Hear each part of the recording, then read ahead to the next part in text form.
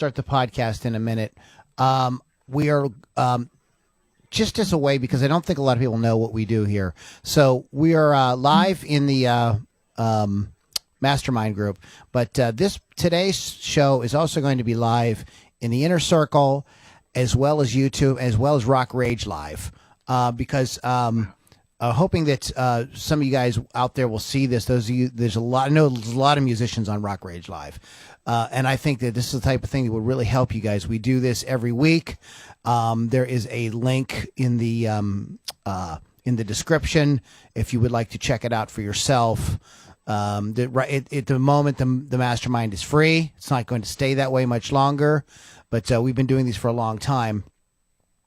And what we do is we try to get together once a week and have a roundtable discussion about different topics that face musicians.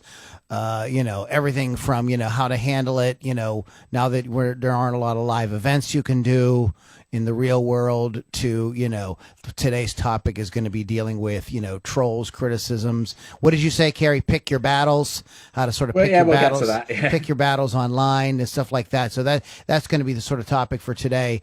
But we do a wide variety of topics. I encourage you guys to check out all our podcasts at LoudiniRockandRollCircus.com. There's tons and tons of things there. If you'd like to get more detailed information, please go to LouLombardiRocks.com, and you can get more info there. So on all this, and there's also a link. I put a link directly to the Mastermind there. You guys can check it out. Good group of people. We try to help folks out. All right. With that said, I'm going to go ahead and get the. Is somebody watching TV or something? Or no, it's Lynn's moving the cat. Okay, all right. I heard another mysterious voice. I didn't want to get started until we make sure we were good to go. Okay. We good? Yeah. Okay. Yeah. All right, cool. Let me get my get the notes in front of me then, and we'll hit it. Okay. Hello, everybody. It is another Loudini Rock and Roll Circus Musicians Mastermind. Today, we are going to be talking about trolls, haters, wannabes, and the difference between that and legitimate criticism. See, when you put your music and yourself out there, you will be met with criticism. That's just the facts of life. However, there's a difference between legitimate critique and hate. So in today's world, it seems that, out and out attacks, hate, and trolling seem to outweigh like legitimate criticism and discussion. But how do you know the difference? And what are you going to do when haters and trolls target you? So that's the synopsis of today's discussion. We have Carrie J.K. with us today, as well as Joe Freeman. Carrie is a contributor to what's that amazing blog that you're involved with? Oh, Fresh on the Net. Yes, as well as he's a fantastic singer, songwriter, and producer. And Joe Freeman is a marketing expert. He's been in the marketing field for a very long time, especially an expert with funnels and stuff like that. So we have our panel of experts today. We are happy to take your comments as we see them. We're going to be involved in discussion. I'll do my best as the gentlemen are talking to pop over to the different channels and acknowledge comments. If you have questions or whatever, let us know. So anyways, let's go ahead and get into it. I know that Carrie and Joe both have a lot to say about this subject. So I'm going to kind of be the, maybe I'll just sort of be the, I was told the other day on one of the other podcasts that I do that I was the color commentator. So I'll be the color commentator today with our two experts in the house. So who wants to lead? Who wants to jump in first? Don't all go at once. Okay. So this is based on Joe what Kerry said he was going to go over, I think one of the main things I want to say starting out is you're going to have criticism no matter what you do. So I want to make sure everybody realizes that don't not do something because you're worried about criticism. Criticism can help build you. It can help define what your message and help define what you're about, what your band's about, what your music's about. Whatever you're doing, it'll help define it. And you're supposed to grow along the way anyway. You're not supposed to sit stagnant. So don't always look at criticism, because a lot of us grew up where any criticism was potentially bad criticism. criticism is not always bad. It's not always to tear you down. And if it is tearing you down, it's better to look at it and step back a minute, allow yourself to feel the feelings that are coming through, allow yourself to hear the message completely, and realize that the message isn't always about exactly what you're doing or who you are. It could potentially be about what the other person, what their beliefs are, their experiences, and how they're feeling. So it helps to be empathetic to others. And you can do that better if you can pull yourself back and, look at it and then say, okay, well, based on who I am, it's better if you define yourself, know what you stand for, what you don't stand for, who you are, what your morals and beliefs are, keep an open mind.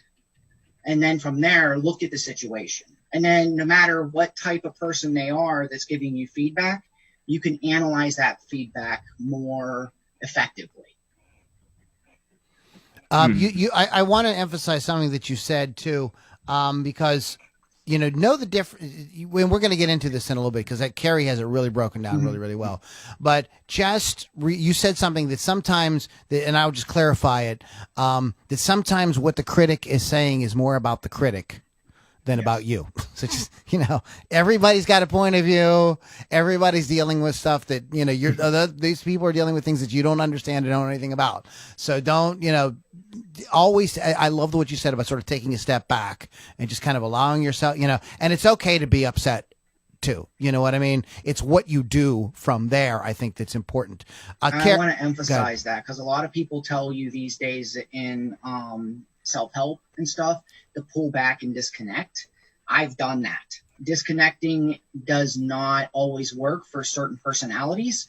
For me, it made me disconnect from a lot of things. So I started to lose happiness in some things that I should have had feeling for. So you really got to know yourself. You don't have to disconnect to analyze a situation and look at a situation objectively. You can be yourself, but still see where someone else is coming from. Okay, good point. Go ahead, Carrie. I know. Right, and so this is all important stuff. Hey, I just want to make sure excuse me. Something I'm trying to get better at, just real quick here. I'm sorry. That was Joe Freeman. We had this is Carrie J.K. We got to keep in mind, guys, that the podcast is primarily audio. We do some video, but it's primarily audio. So we want to make sure people know who's who and stuff. The British gentleman is Carrie.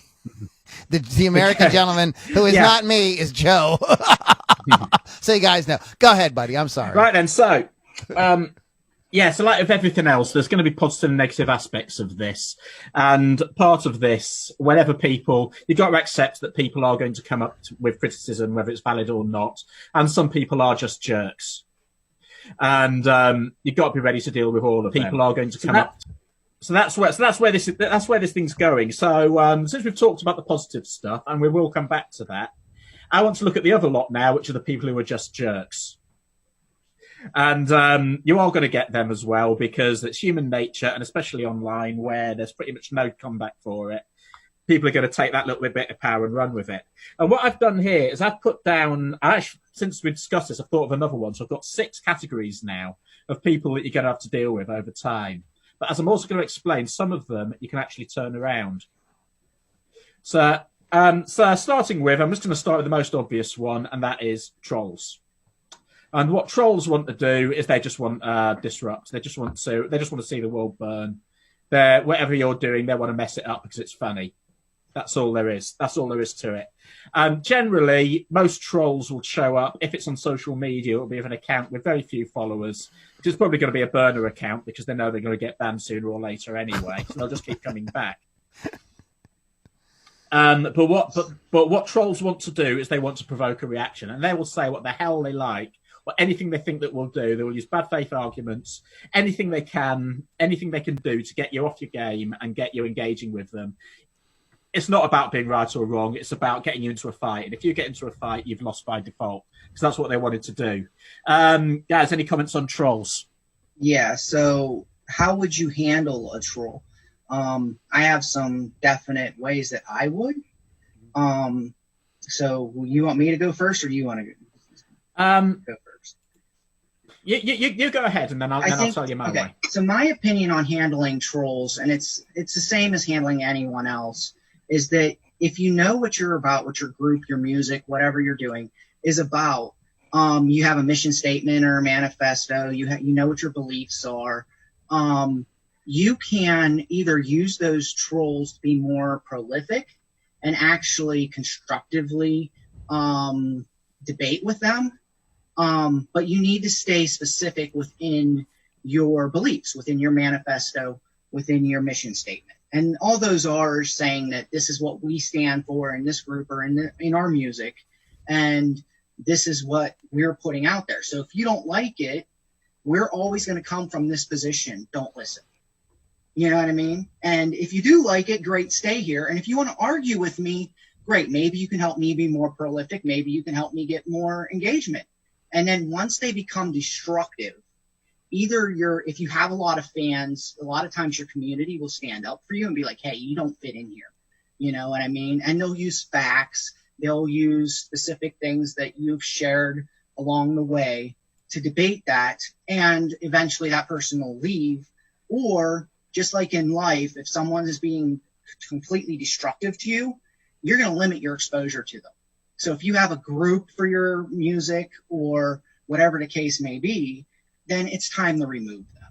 You know what I mean? But allow yourself to see the opportunity, because there may be a way that you guys know what prolific is, right? So you're either boring or you're somewhere in the middle, or you're totally like out there and like crazy. And that may be your personality, that may be your character, but you know, usually you try to stay somewhere in the middle where you're staying about your beliefs and what you're all about. And if you have these things defined, you're more empowered. You become more confident because you know what arguments to come back with. You know your facts. You know what you're going to be talking about. And you can handle these critics or trolls more effectively. And once they become destructive, eliminate them if you can. Take them out of the group. You know, don't engage in a conversation. You know, just either let your fans take care of it if you haven't removed them, or, you know, they'll get the idea once it's like being bullied in school. You know, usually they get the idea once you take one of two actions, not to pursue that bullying. May I say something? Mm-hmm. I gonna kind of disagree a little bit.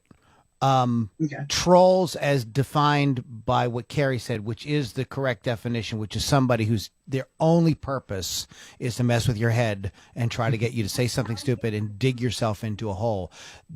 You ignore, maybe you type back okay or something like that, and that's it. Do not get, because what you're doing is anytime you engage those people want a platform. So what they don't have their own platform. So trolls in some ways, Carrie, maybe you can clarify this or talk about this a bit, are kind of like wannabes. They don't have their own audience. They don't have their own thing. They don't do anything. How they get their stroke is to go to places. You see this a lot, and we're not going to get into any kind of political discussion here, but you see this a lot on Twitter with different political discussions. There are those people, they have nothing really to contribute, but they just want to see if they can, I made you lose your stuff. I made you freak out. I made you make a fool out of yourself. Those people are just do not engage them. If you end up with someone, we're a big proponent of having a private closed Facebook groups and things like that. It's one of the reasons why they're closed and they're only admitted manually is to avoid stuff like that. But if you end up with somebody like that in one of your like communities, then you must remove them. If you are vetting people, it shouldn't be that big of a deal. But actual trolls, they have nothing to contribute. All they want is a platform. They don't write music. They don't have a podcast, or they don't have a YouTube channel. What they do is get on your YouTube channel and try to make you look like a moron.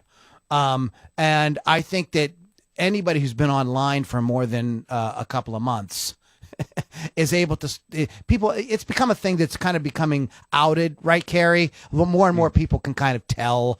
Okay, you know, and I get frustrated sometimes when I'll see that on different YouTube videos where like it's obvious this guy is just baiting the YouTuber to say something crazy back so he can say, aha, so you are a whatever, you know. And I'm just like, and I get frustrated when the guys interact with them because like, don't, it's just distracting. And then what it does is it brings down the rest of the fans. It's like you talked about hecklers a couple times, Carrie. Yeah.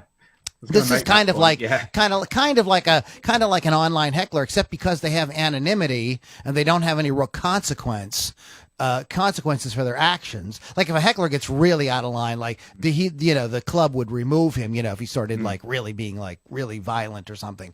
But online you have that anonymity. So I think the best thing, unless you are really quick-witted, you know what I mean, you can come up with like some really kind of way to, you know, snap back in a way that kind of puts them in their place.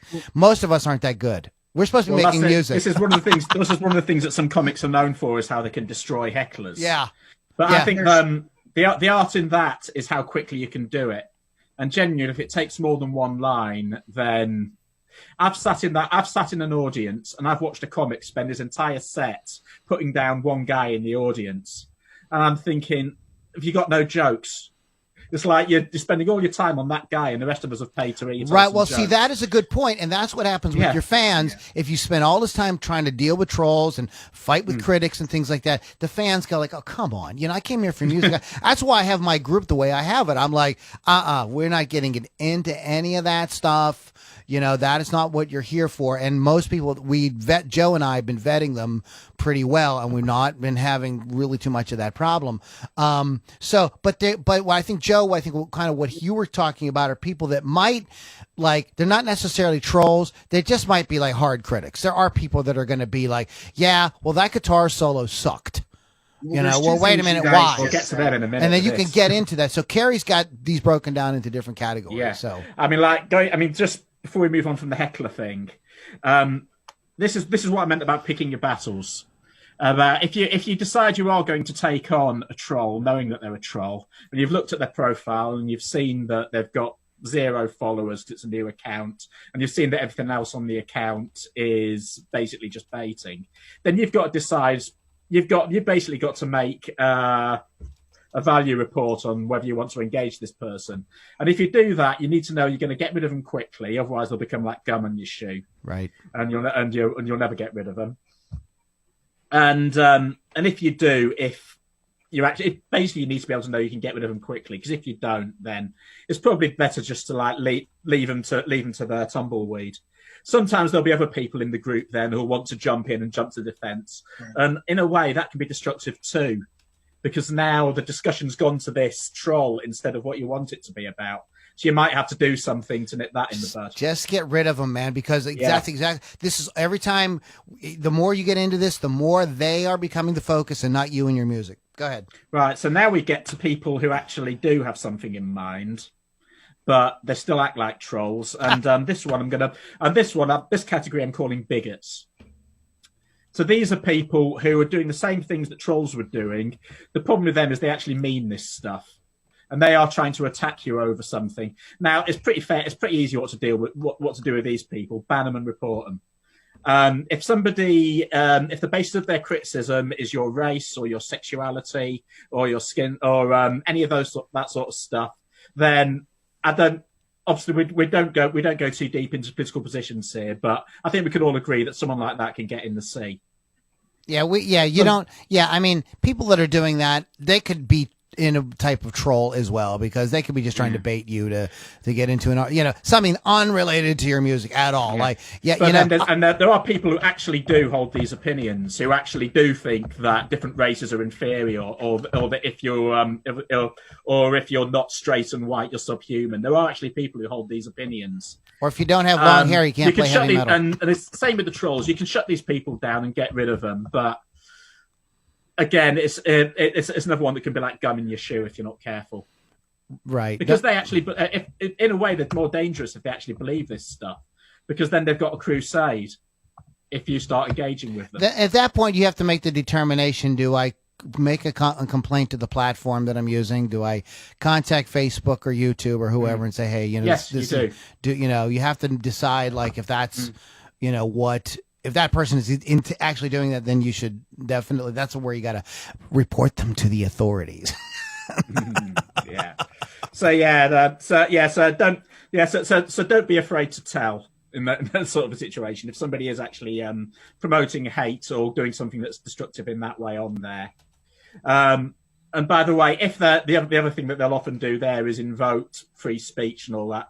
Free speech means you're allowed to say something. It doesn't protect you from consequences. And if it's a private space, then it's a private space. I mean, that's the thing. So, you know, it is these are privately held companies, Facebook, Twitter, etc. So they have different policies, and you know what I mean. And if you're on a platform that doesn't have that and that bothers you, then don't use that platform. Or if that platform has restrictions that you don't like, don't. I got a friend of mine. He's a great musician. He's got a great music project out there. He's constantly getting kicked off of Twitter because he runs his mouth about things that Twitter doesn't like. I'm like, I don't want to say the guy's name. I love the guy. And I'm like, go to a different platform. You know, there's other platforms out there that, because there are people that don't like Twitter's policies, so they go to go to those platforms. You can go someplace else. The other thing is there are places where it's kind of understood in certain groups that it is going to be like Spectre Sound Studios. Is it Glenn's Discord that he uses? In fact, Discord was set up with that pretty much in mind. Yeah. So everyone sets up a Discord channel, does own it, and does get to say the rules. And one of the things he says straight up there is, look, one of the rules of this place is that we do rib each other a lot. So if you're sensitive and you don't like people mocking you, you've come to the wrong place, because it's going to happen. But that's because if everyone knows that's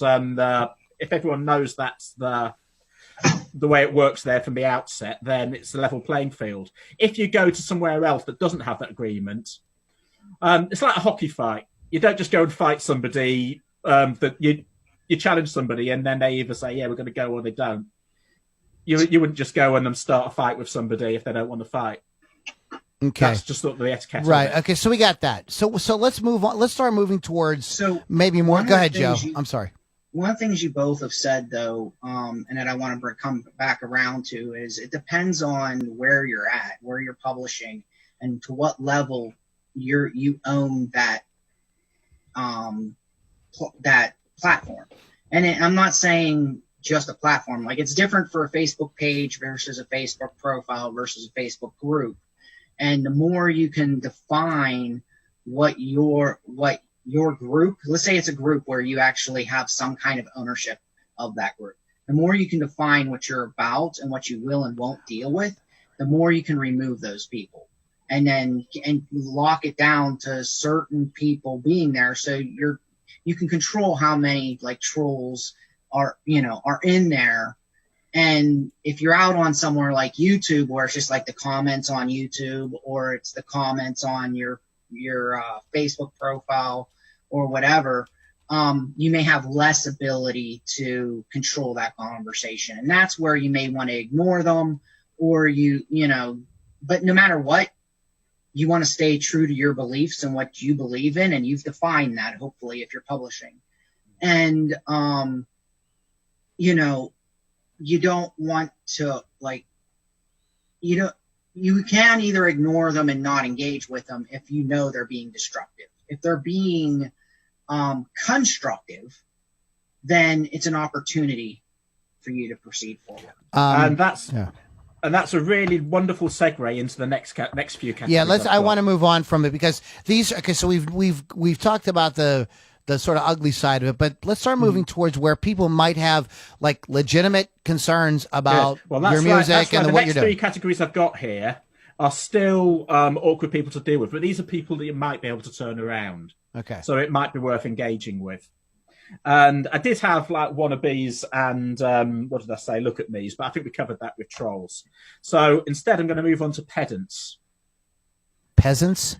Pedants with a D. Pedants are people who just look for opportunities to show how smart they are by picking out some trivial detail that you've got wrong. And it could be a spelling mistake, a grammar mistake. because it could be because your favorite movie didn't follow a standard 3-act format. It could be there wasn't a clear antagonist and protagonist, or any little thing like that going through. But these are, I mean, it's sometimes typified by the phrase, "I think you will find." And especially female posters will experience this as mansplaining when people come in to tell you something in detail and something you already know full well. So pedants are people who leap in to pick on some trivial point just so they can show how smart they are.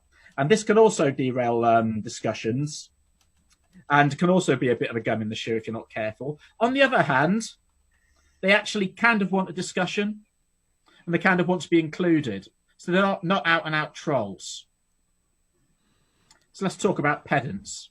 Other than the fact that I ended the sentence with a preposition, what else did you like about my speech? Or whatever.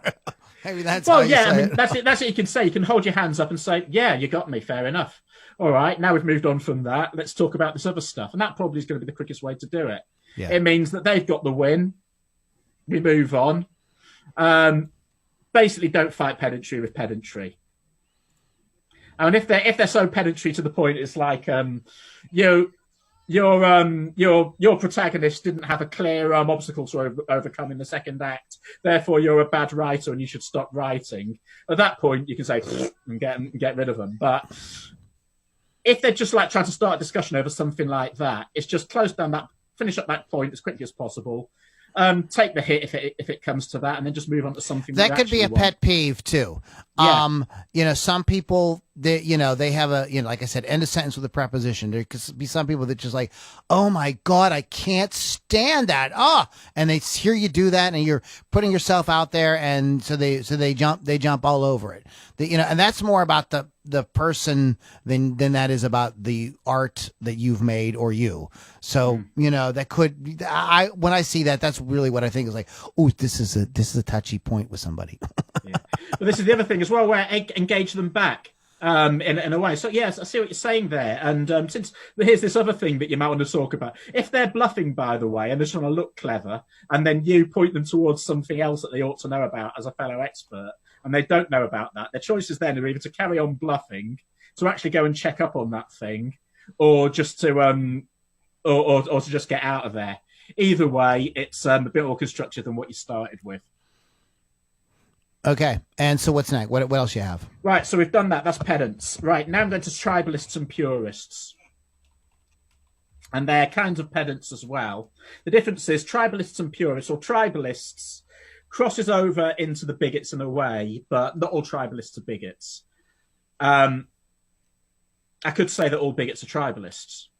But tribalists are people where everything has to be scoring a goal for their team. And everything else is secondary to that. So that means that they'll come onto there and they'll want to demonstrate that your music doesn't count as rock because their favourite band exemplifies it better. So it's anything that can get the attention away from you and towards something else. Same with purists. They've got a pretty firm definition of whatever it is they want there. You don't fit it exactly, therefore you suck. So that said, these are people who are actually passionate about music. And then they wouldn't be tribalists or purists if they weren't passionate about the particular media they've chosen there. So is there a way that you can engage with this person to say, hey, well, maybe, all right, you don't like that, and I'm not going to change what I'm going to do, but maybe here's a way I can bring you on board, and I could be the one guy in this genre that you do like. Because that is a really major win if you can come away with it. An example I can think of from music, kind of like pop music history, is the criticism Sting took when he released Dream of the Blue Turtles as a white British guy with all black musicians. And the criticisms ran from on one side, people that were jazz purists were very upset because these guys were all jazz musicians and they shouldn't be doing this because this isn't jazz. And then there were people on the other side who said, they were implying that Sting was a kind of plantation owner by because he had like black people working for him. So that was just an example from like pop music history of where tribalists and purists kind of like leapt onto something. The record was huge, it was a giant success, and that all went away very quickly. But he mentions it in the documentary Dream of the Blue Turtles, if you've never seen it. So okay, cool. We got that. How did that play out? How did he resolve that? It wasn't resolved. He was just like, this is what we're doing. And all the guys, Branford Marsalis and Kenny Kirkland and all those guys were all like, are you kidding? Like this is some of the coolest music we've ever played. We're very proud to be involved in it. You know what I mean? But anyway, so I don't want to digress too far. But yeah, and that's every an now example. and then, as I say, sometimes you'll talk to these purists and they'll say, okay, I still don't like your music, but I respect that you've engaged with this, and I realise that you're bringing something good to the table.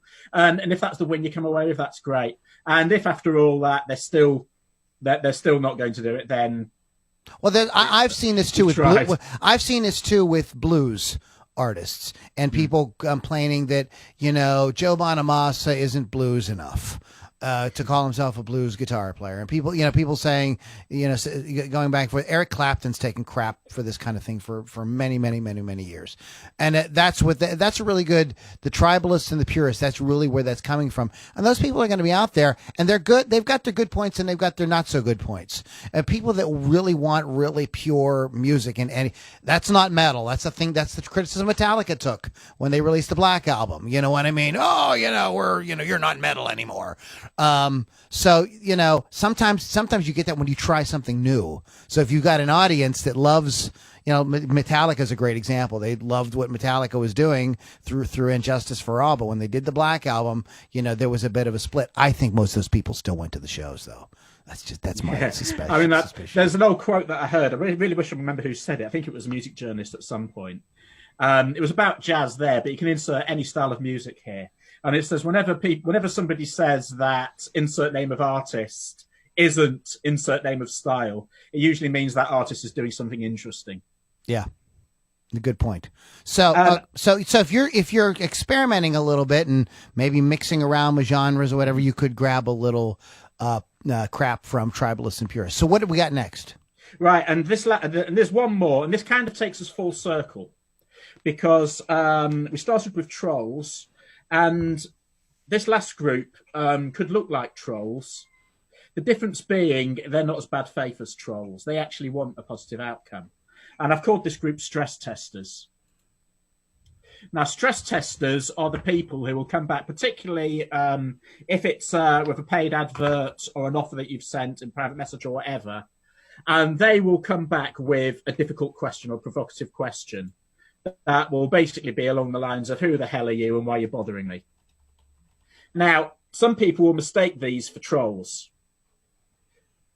But what they actually want, if they've bothered to send you a message like that or do something provocative like that, I said earlier about hockey fights, where the guy will sort of go up and sort of square up to somebody, say, you want to go?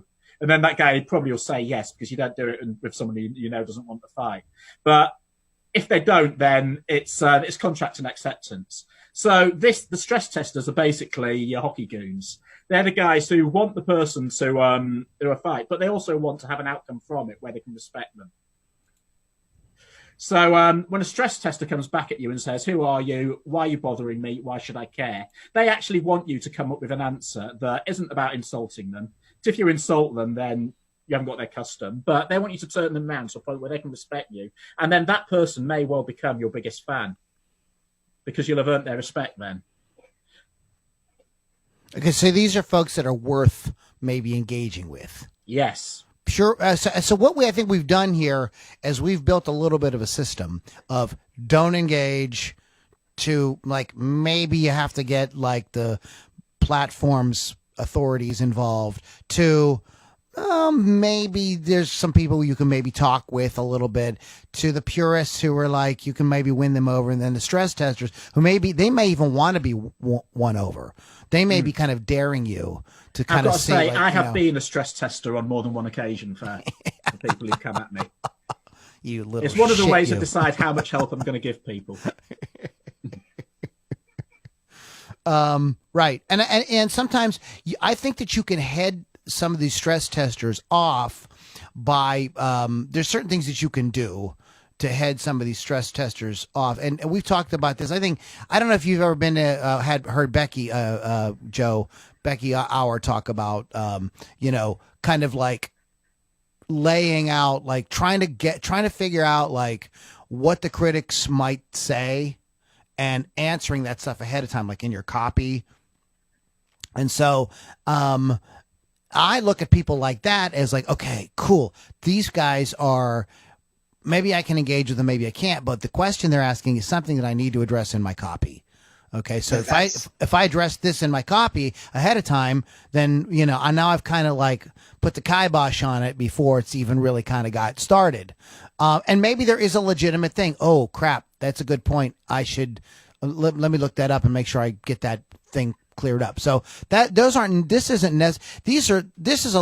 believe these could be legitimate points that might help you. Can we agree on that for the stress tester thing? Yeah, that's super valuable input. You don't have to go out and survey them. They're actually coming to you saying, hey, I really think you need this, or, why should I care about that? I hope if you're lucky, they're saying they care about something else, and you can be like, hey, I can add that to my whatever, my lyrics, my whatever you're doing. Exactly. And then if you treat that person badly and just treat them like a troll, just sort of start insulting them, just do something that's really immature in response to that, then it just won't help you again. Right. And then you look, and then it could have taken you to the next level. And then if it's a public thing, like it is something that's going on a Facebook thing or a Twitter thing or whatever, then the other people that might be watching that they might not think as much of you. If you do. So it is a fine line. You have to look at each thing closely and use discernment as to, is this something I engage with, or is this crap? And you have to kind of pick, and it's kind of a bell curve, or like a sliding scale. It's not one way or the other. Joe, did you want to? I think you wanted to chime in on something. No. The only thing I would say is, if it's on social media or somewhere that's not face to face, you don't have to act immediately. Like even me, if I'm interacting with my family, there's a lot of times if I start to get an emotional feeling, I don't react immediately. I step back and think about it and say, hey, we'll discuss this later. And then I come back and say, okay, I see where you're coming from there, or I'll just listen. You know what I mean? So you don't have to react, and you sometimes shouldn't react immediately, and you may not have to react at all. With all the input and the chaos going on, they don't even know if you saw it. Yeah. Yeah. The last thing you want to do is knee jerk. So if somebody says something, and I'm going to use a word here, that triggers, I just made air quotes, triggers you need to whoa, wait a minute, before I just like get hot fingers and start, typing some scathing reply, just take a breath, and then look at the list. Is this a troll? Is this a bigot? Is this a pedant? Is this a tribalist or purist? Is this a stress tester? And what would be the appropriate response if there is even. And maybe after you've had a good night's sleep, maybe you wake up the next morning and say, no, it's not even worth it. You know what I mean? It's not even a thing. A comment on a social media post or something like that is not, doesn't hold the kind of weight as if somebody were to, who's on your mailing list would reply and offer some kind of detailed a critique or problem or something like that. That's probably the kind of person you should probably address, as long as they're not being a troll. Usually trolls like to do it in front of everybody because they want to make you look stupid. So if you're sending out an email blast and somebody message you back and say, hey, wait a minute though, like you said this in a previous thing, what's going on? I'm confused, or I don't think you said this right, or they said something that's a personal interaction. You should probably try to talk back to that person as long as they're not being like belligerent. So I think the context of the location of where this stuff is, where you're dealing with it. So speaking of that, let's talk about actual legitimate criticism, analysis for a few minutes here. We got a little bit of time left. So that's all the sort of stuff that's kind of like questionable, whether you want to deal with or you don't, or how you want to look at it. But there are times when there is legitimate criticism, and I would want to get Joe and Carrie's take on that. Joe, why don't you go first? So I like what you said there about going down that list and deciding what type of person they are commenting. But the next step for me, or before that, might even be, how does this person's comment fit within what I stand for? I mean, within my mission statement, my manifesto, what I've put out there to be my character and what I'm about. You know what I mean? And then from there, if that's what I'm about, my character, I probably have backup details on that and why I'm that person, why I believe these things. So then I can respond appropriately.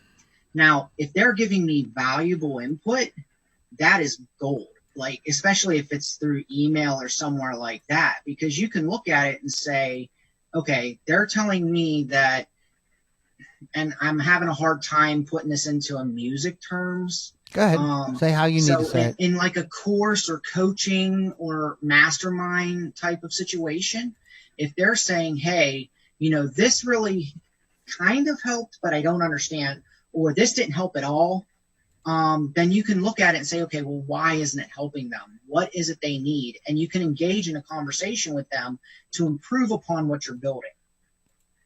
You know, so let's say you're writing a song and you write the first 4 or 5, what's that called? Stanzas? Or, okay, sure. I don't know. Okay. And you write those and you're actually sharing that in like a small little clip. And someone comes back to you and says, hey, stanza 2 is like a huge jump from stanza 1. I can't follow you.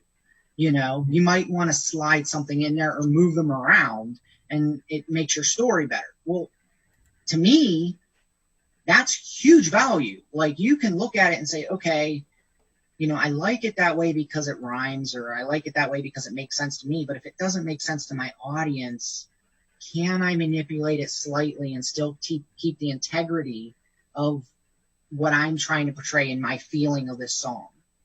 And if you can, then that's gold. I think that what you're talking about, Joe, is probably pretty rare, like from like just a average person, you know, coming across your music.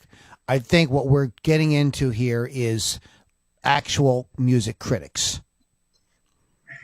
And when is that something to pay attention to? Because even legitimate music critics sometimes have an axe to grind. We've seen this historically with albums and with movies over the decades.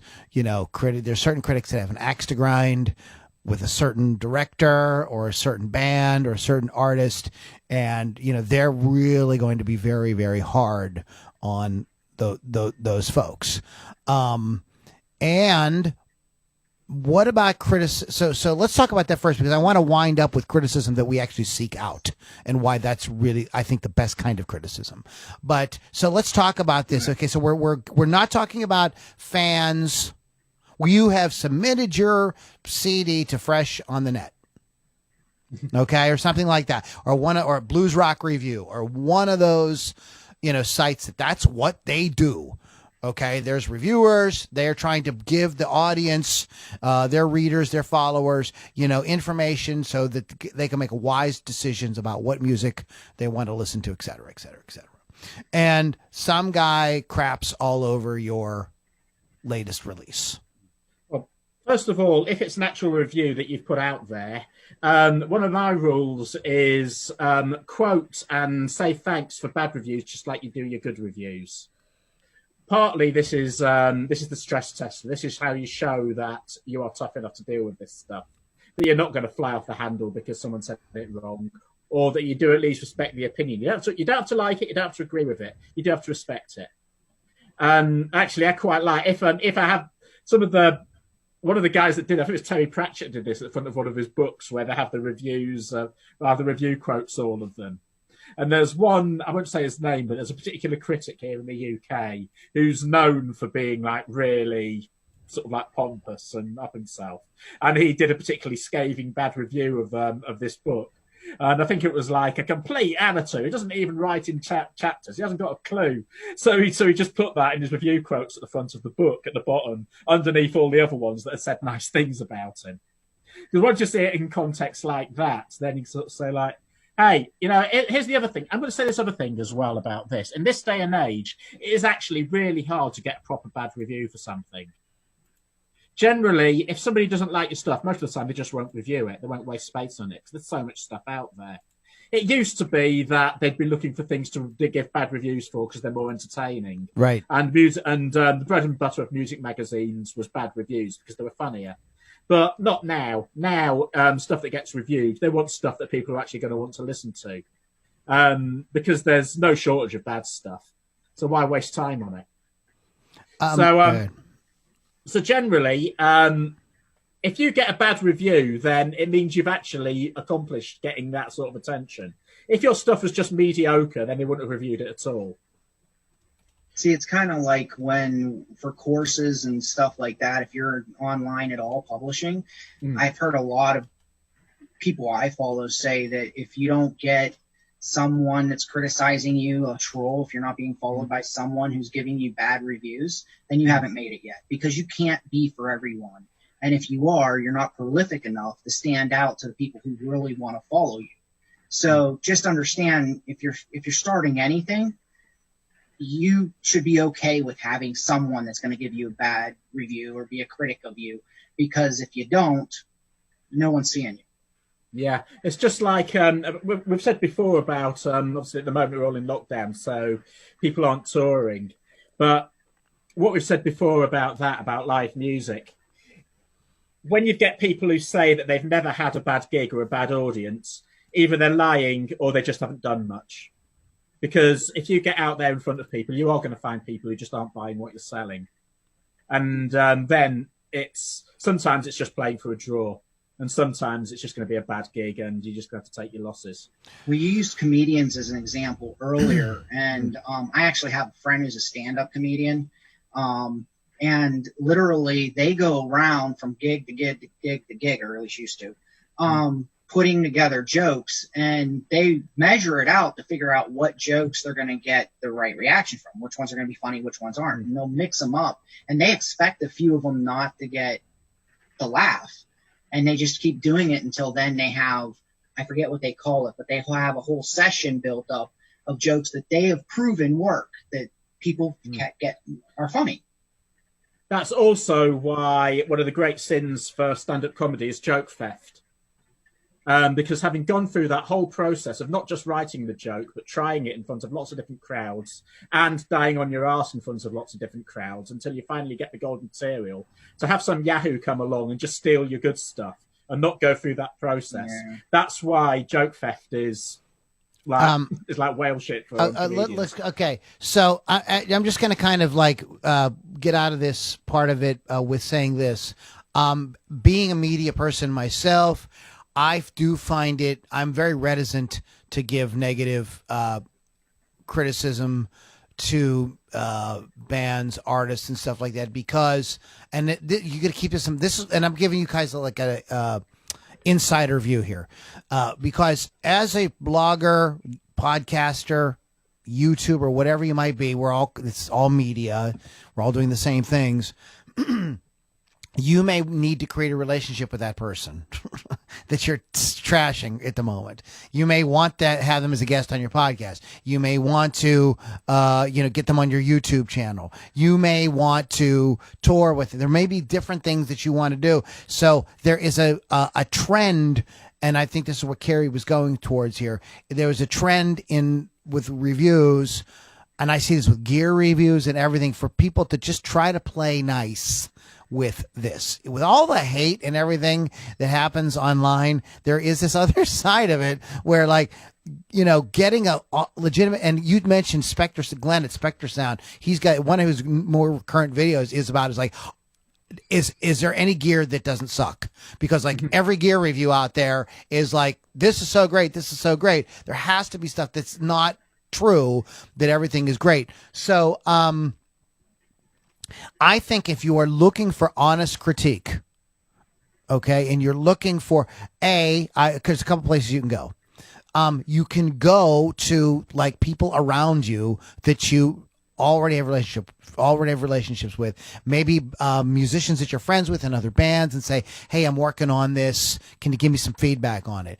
I think if you have some type of music teacher that you see, or music coach, your guitar teacher, your vocal coach, whoever, vet that stuff through them. You are paying them for them to say, do it this way and not that way.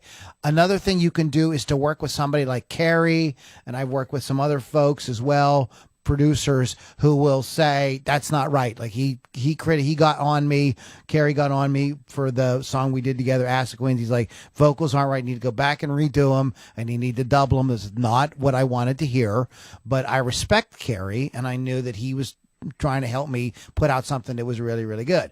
So if you're looking for that, and I'm going to I'm just going to say, stroke my own horn here. Whatever. Stroke my own horn. That sounded terrible. Is get involved in a mastermind. And you don't have to do ours. There's a bunch of them out there where you can share stuff with other people, and they can give you like good, hard, honest stuff in a way that like you can actually use. Because it seems to me like we have two extremes out there. The actual outlets that we had for music analysis and criticism have become kind of flaccid, and the other things that we have, like social media and things like that, have become overly vicious in many times. So the only place I know where you can really go, where you can be assured of probably getting, unless your coach is like really shitty and is like afraid that you'll quit, so he just says everything you do is wonderful. That's not, if you got a coach that does that, Joe, right? You got a coach that tells you everything you're doing is great. Joe has told me several times, Lou, you can't do that. I'm like, why? I want to do it. No, you can't do that. Like, I want to do it. So, but like, and then after I had my little tantrum, I calmed down. I was like, he was absolutely right. So that's where you might need to go. I think that's why it's important to have some kind of like some other people. A producer, somebody. You want to talk about that, Carrie? Folks that can give you like sit down with you and say, hey, get out the red marker and go over the whole song. Well, like, that's just what we've said all along. Always have, when we were talking about your team and the people around you, always have someone around that can kick your ass. Because if you're in a situation where you are the best musician you know, or the best anything you know, then you're going to stagnate. You need someone who's better than you in your orbit. At least one person, and hopefully lots of people who are better than you. Yeah. Seek out folks that you can build relationships with, whether they be producers, coaches, other musicians. Just getting chummy, just go out and meeting other musicians, there are groups all over the place, online, forums, on Facebook and different places that are designed just for that. We have one as well. We have our Mastermind, and we encourage folks to like share what they're doing. And we come in, and give like honest evaluations. Do this, not. I think that, like, to me, what I like to hear from a critic is like, why don't you try it like this instead of doing it like that? I think this would work better. Right.